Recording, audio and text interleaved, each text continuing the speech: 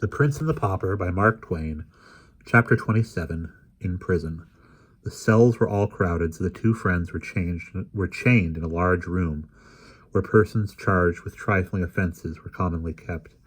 They had company, for there were some 20 manacled and fettered prisoners here, of both sexes and of varying ages, an obscene and noisy gang. The king chafed bitterly over the stupendous indignity thus put upon his royalty, but Hendon was moody and taciturn. He was pretty thoroughly bewildered. He had come home, a jubilant prodigal, expecting to find everybody wild with joy over his return, and instead had got the cold shoulder into jail. The promise and the fulfillment differed so wildly that the effect was stunning. He could not decide whether it was the most tragic or most grotesque. He felt much as a man might, who had danced blithely out to enjoy a rainbow and got struck by lightning. But gradually his confused and tormenting thoughts settled down into some sort of order, and then his mind centered itself upon Edith. He turned her conduct over and examined it in all lights, but he could not make anything satisfactory out of it. Did she know him, or didn't she know him? It was a perplexing puzzle, and occupied him a long time, but he ended, finally, with the conviction that she did know him, and had repudiated him for interested reasons. He wanted to load her name with curses now, but this name had so long been sacred to him that he found he could not bring his tongue to profane it. Wrapped in prison blankets of a soiled and tattered condition, Hendon and the king passed a troubled night. For a bribe, the jailer had furnished liquor to some of the prisoners, singing of ribald songs, fighting, shouting, and carousing, with the natural consequence. At last, a while after midnight, a man attacked a woman and nearly killed her by beating her over the head with his manacles before the jailer could come to the rescue. The jailer restored peace by giving the man a sound clubbing about the head and shoulders. Then the carousing ceased, and after that all had an opportunity to sleep, who did not mind the annoyance of the moanings and groanings of the two wounded people. During the ensuing week, the days and nights were a monotonous sameness. As to events, men whose faces Hendon remembered more or less distinctly came, by day, to gaze at the impostor and repudiate and insult him, and by night the carousing and brawling went on with symmetrical regularity. However, there was a change of incident at last. The jailer brought in an old man and said to him, "This villain is in this room. Cast thy old eyes about, and see if thou canst say which he is." Hendon glanced up and experienced a pleasant sensation. For the first time since he had been in jail, he said to himself, "This is Blake Andrews, a servant all his life in my father's family, a good honest soul, with a right heart in his breast. That is, formerly, but none are true now. All are liars. This man will know me, and will deny me too, like the rest." The old man gazed around the room, glanced at each face in turn, and finally I said, "I see none here but paltry knaves, scum of the streets. Which is he?" The jailer laughed. "Here," he said, "scan this big animal and grant me an opinion." The old man approached and looked Hendon over long and earnestly, then shook his head and said, "Mary, this is no Hendon, nor ever was." "Right, thy old eyes are sound yet, and I was Sir Hugh, I would take the chevy curls," and the jailer finished by lifting himself a tiptoe with an imaginary halter, at the same time making a gurgling noise in his throat, suggestive of suffocation. The old man said vindictively, "Let him bless God, and he fares no worse. And I had the handling of the villain. He should roast, or I am no true man." The jailer laughed a pleasant hyena laugh and said, "Give him a piece of thy mind, old man. They all do it. Thou'lt find it good diversion." Then he sauntered toward his anteroom and disappeared. The old man dropped upon his knees and whispered, "God be thanked thou art come again, my master. I believed thou wert dead these 7 years, and lo, here thou art alive. I knew thee the moment I saw thee, and main hard work it was to keep a stony countenance, and seem to see none here but tuppenny knaves and rubbish of the streets. I am old and poor, Sir Miles, but say the word, and I will go forth and proclaim the truth, though I be strangled for it. No, said Hendon, thou shalt not. It would ruin thee, and yet help but a little in my cause. But I thank thee, for thou hast given me somewhat of my lost faith in my kind. The old servant became very valuable to Hendon and the king, for he dropped in several times a day to abuse the former, and always smuggled in a few delicacies to help out the prison bill of fare. He also furnished the current news. Hendon reserved the dainties for the king. Without them his majesty might not have survived, for he was not able to eat the coarse and wretched food provided by the jailer. Andrews was obliged to confine himself to brief visits in order to avoid suspicion, but he managed to impart a fair degree of information each time, information delivered in a low voice for Hendon's benefit, and interlaced with insulting epithets delivered in a louder voice for the benefit of other hearers. So little by little, the story of the family came out. Arthur had been dead 6 years. This loss, with the absence of news from Hendon, impaired the father's health. He believed he was going to die, and he wished to see Hugh and Edith settled in life before he passed away. But Edith begged hard for delay, hoping for Miles's return. Then the letter came, which brought the news of Miles's death. That the shock prostrated Sir Richard. He believed his end was very near, and he and Hugh insisted upon the marriage. Edith begged for and obtained a month's respite, then another, and finally a third. The marriage then took place by the deathbed of Sir Richard. It had not proved a happy one. It was whispered about the country that shortly after the nuptials, the bride found among her husband's papers several rough and incomplete drafts of the fatal letter, and had accused him of precipitating the marriage, and Sir Richard's death too, by wicked forgery. Tales of cruelty to the Lady Edith and the servants were to be heard on all hands, and, since the father's death, Sir Hugh had thrown off all soft disguises and become a pitiless master toward all who in any way depended upon him and his domains for bread. There was a bit of Andrew's gossip which the king listened to with a lively interest.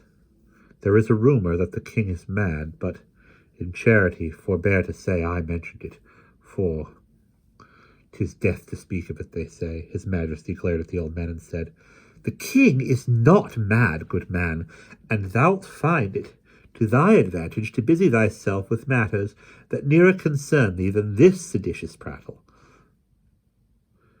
What doth the lad mean? Said Andrews, surprised at this brisk assault from such an unexpected quarter.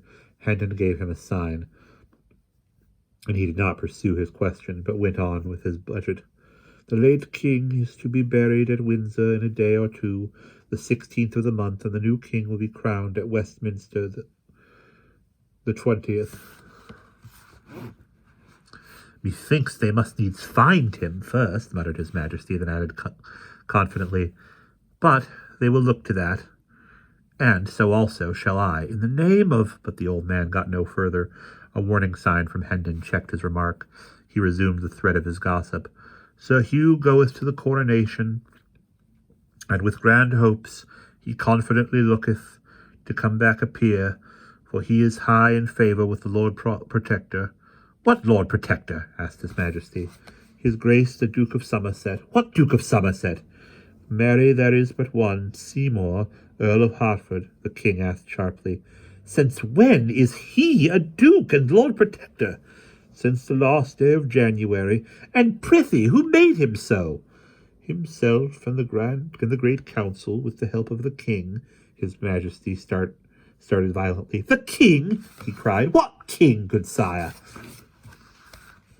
What king indeed? God a Mary, what aileth the boy? Sith we have but one, 'tis not difficult to answer. His most sacred majesty, King Edward the Sixth, whom God preserve, yea, and a dear one, and a gracious little urchin is he too.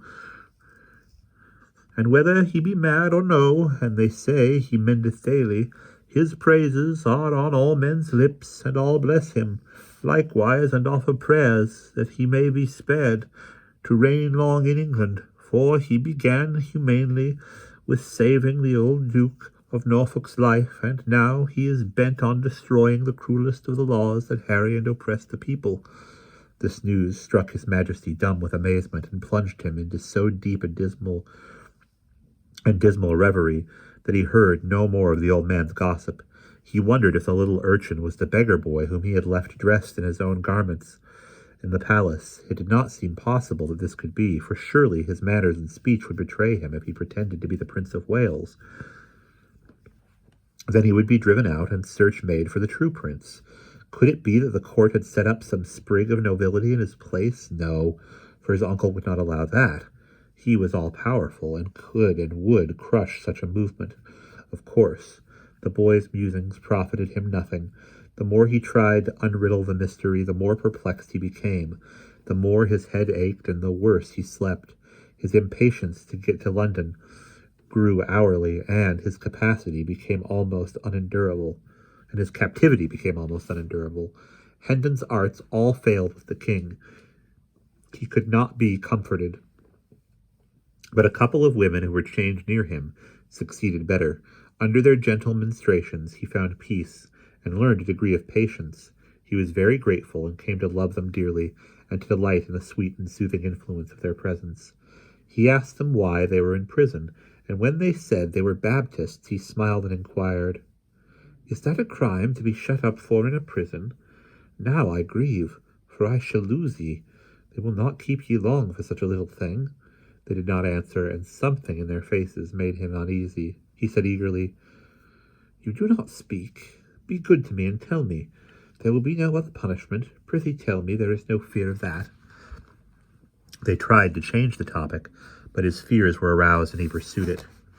"Will they scourge thee? No, no. They would not be so cruel.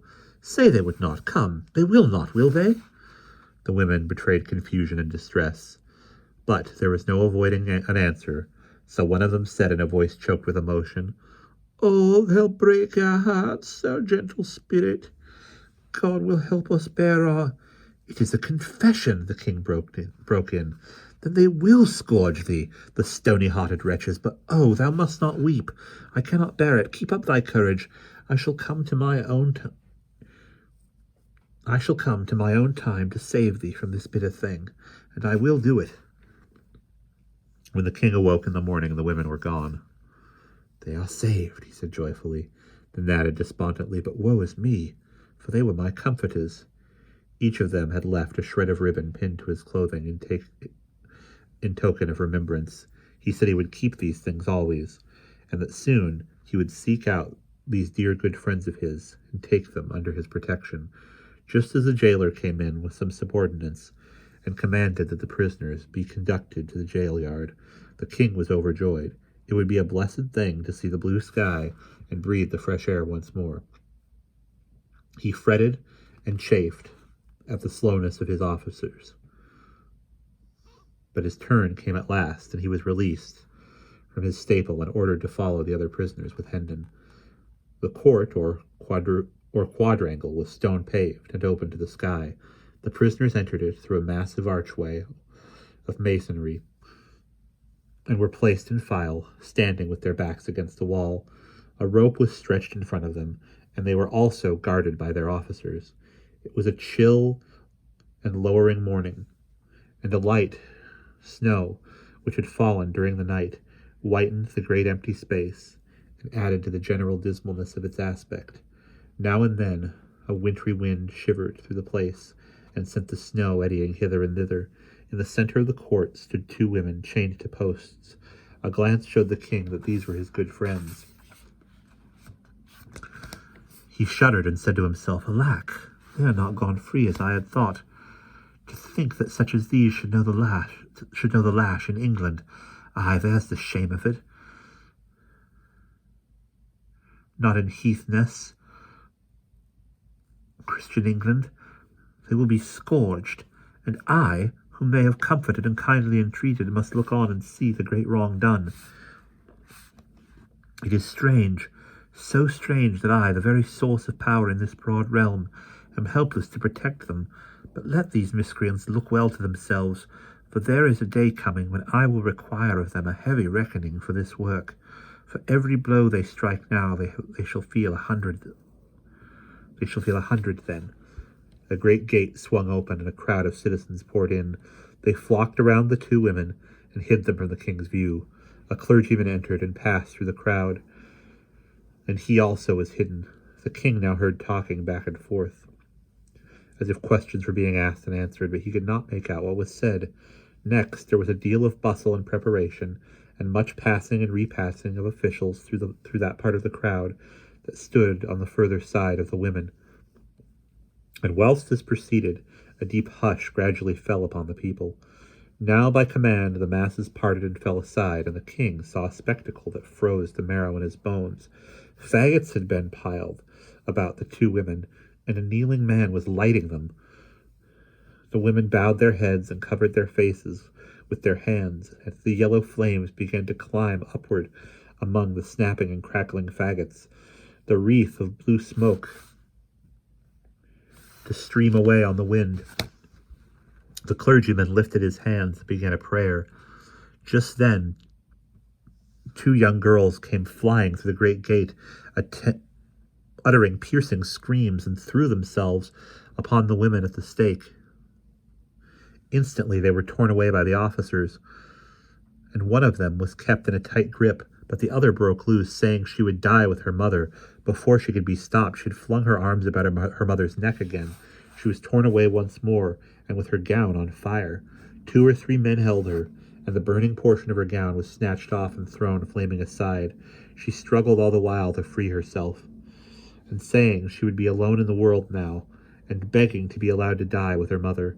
Both girls screamed continually and fought for freedom, but suddenly this tumult was drowned under a volley of heart-piercing shrieks of mortal agony.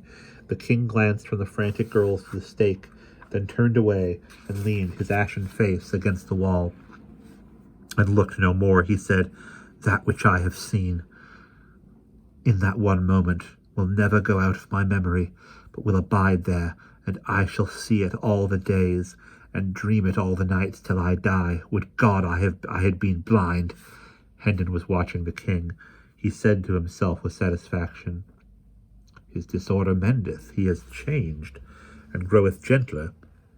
If he had followed his wont, he would have stormed at these varlets, and said he was king, and commanded that the women be turned loose unscathed.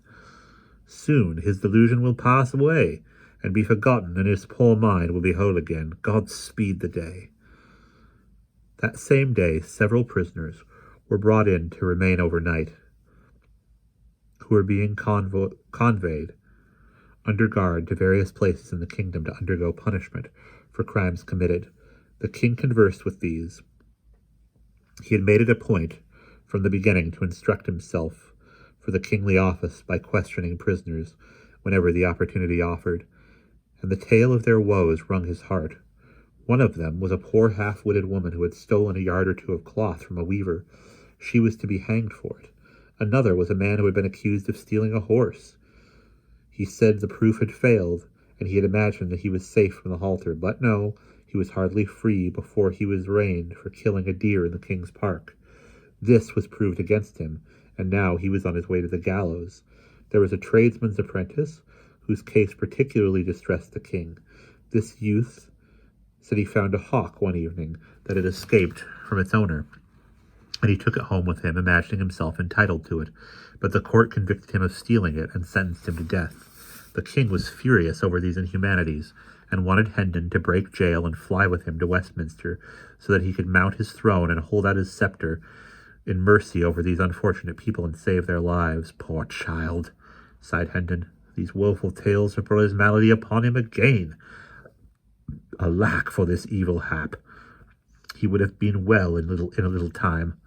Among these prisoners was an old lawyer, a man with a strong face and a dauntless mien. 3 years past, he had written a pamphlet against the Lord Chancellor, accusing him of injustice, and had been punished for it by the loss of his ears in the pillory and degradation from the bar, and in addition had been fined £3,000 and sentenced to imprisonment for life. Lately he had repeated his offence, and in consequence was now under sentence to lose what remained of his ears, pay a fine of £5,000, be branded on both cheeks, and remain in prison for life. These be honorable scars, he said, and turned back his gray hair and showed the mutilated stubs of what had once been his ears. The king's eyes burned with passion. He said, None believe in me, neither wilt thou, but no matter.